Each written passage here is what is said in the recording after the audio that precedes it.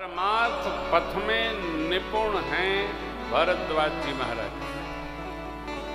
परमार्थ पथ क्या है? अब तो राम भक्ति पथ ही परमार्थ पथ है।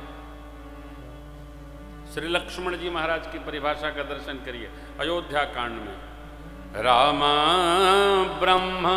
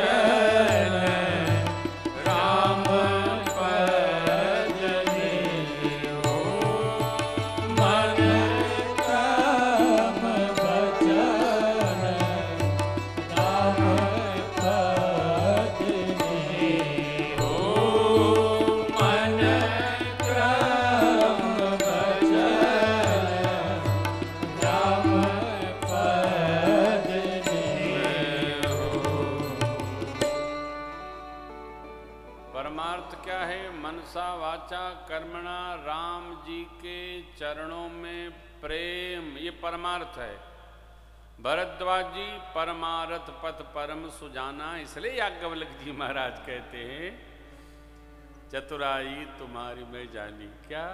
अरे तुम ही विदित रघुपति प्रभुताई, चाहु सुने राम गुण गूढ़ा, कीन्हे हूँ प्रश्न मनहु अति मूढ़ा।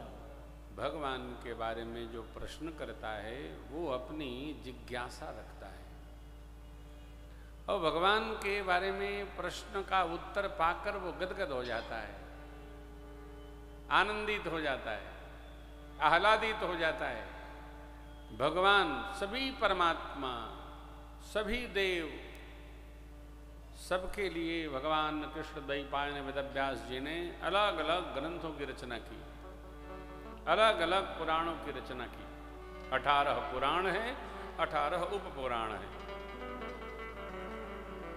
बहुत को सजोने की आवश्यकता नहीं। श्री रामचरितमानस जी में नाना पुराण निगमागम सम्मतम यदि रामायणे निगदितम क्वचिदन्य दोपि स्वांत सुखाय तुलसी रघुनाथ गाथा भाषा निबंध मति मंजुल मातनोति। सभी वेद मत शोध शोध शोध के पुराण सब गोस्वामी जी ने बना करके रस रख दिया है भगवान शिव और माँ शिवा की कृपा से। सुनिए, आनंदित होइए, आह्लादित होइए। तो प्रश्न हुआ राम जी कौन है? और याज्ञवल्क्य जी बताने लगे शिव जी और मां शिवा की कथा। क्यों? देखिए, मैं निवेदन करूं, कथा श्रद्धा का विषय है। कथा श्रद्धा का विषय है और विश्वास पूर्वक सुनना चाहिए। कथा भगवान की है, भगत विश्वास के हृदय में होवे और भक्त के हृदय में भी विश्वास हो,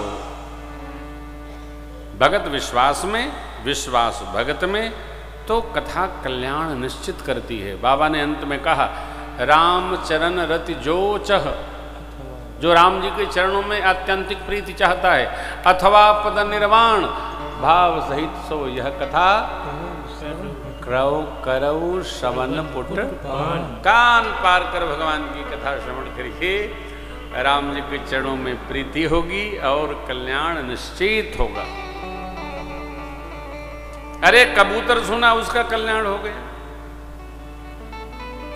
तोता सुना उसका कल्याण हो गया, गिद्धराज सुने उनका कल्याण हो गया, पक्षीगण सुने वृद्ध वृद्ध विहंगत हैं आए सुने राम के चरित। तो हम तो मनुष्य हैं, हमारा कल्याण क्यों नहीं होगा? जो कथा श्रवण करेगा उसका कल्याण निश्चित होता है। हमारा अनुभव है, लोग कहते हैं महाराज कथा सुनी जीवन धन्य धन्य हो गया।